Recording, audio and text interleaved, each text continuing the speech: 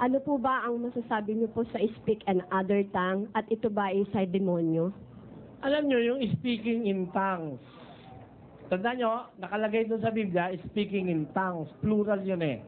Yun know, ay kaloob ng Espiritu Santo nung unang iglesia na para maging palatandaan at maging kasangkapan para yung mga taong nakikinig na hindi naman marunong nung salita ng mga apostol, makaunawa. Medium po ng Diyos yun, parang milagro na nagsasalita mga apostol Galileo, nakikinig yung taga-Ehipto, napapakinggan nila sa sarili nilang wika para bang may automatic translation ng sinasabi ng mga apostol. And that is by the power of the Holy Spirit. Pakinggan nyo sa gawa ng mga apostol. At silang lahat ay nangagtaka at nagsipanggilalas. Bakit? Na nagsasabi, narito, hindi baga mga Galileyong lahat ang mga nagsisipagsalitang ito?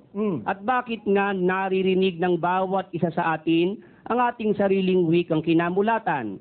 Tayo ngang mga Parto, mga Medo, mga Elamita, at ang nananahan sa Mesopotamia, sa Judea at sa Cappadocia. Ang daing mga nationalities doon nagkakatipo noon, nung dumating ang Espiritu Santo sa mga apostol na parang dilang apoy, nagsalita sila ng wika, meaning, yung sinasabi nila, automatically, pag nakarating sa pakinig nung nakikinig, taga Mesopotamia, taga Persia, taga kung saan mga lahi na iba-iba ang salita, naririnig nila sa kanilang sariling salita mismo. Yun po ang sinasabi, speaking in tongues sa Biblia.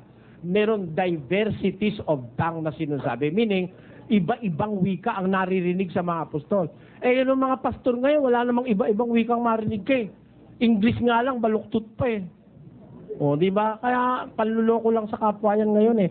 At yung sinasabi nila, wala naman nakakaintindi. Sa Biblia po, pag wala rin lang makakaintindi, tumahimik ka na lang. 14:27. Kung nagsasalita ang sino man ng wika, maging dalawa o huwag higit sa tatlo at sunod-sunod, at ang isa'y magpaliwanag. Datapwat kung walang tagapagpaliwanag ay tumahimik siya sa iglesia. Kung wala namang magpapaliwanag doon sa binibigkas mo, tumahimik ka na lang.